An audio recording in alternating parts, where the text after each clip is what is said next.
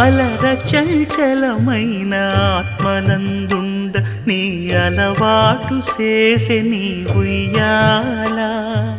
అలర చంచలమైన ఆత్మనందుండ నీ అలవాటు చేసే నీ ఉయ్యాల.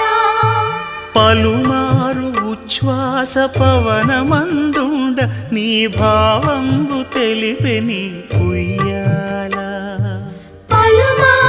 ఉచ్ఛ్వాస పవనమందుండ నీ భావంబు తెలిపే నీ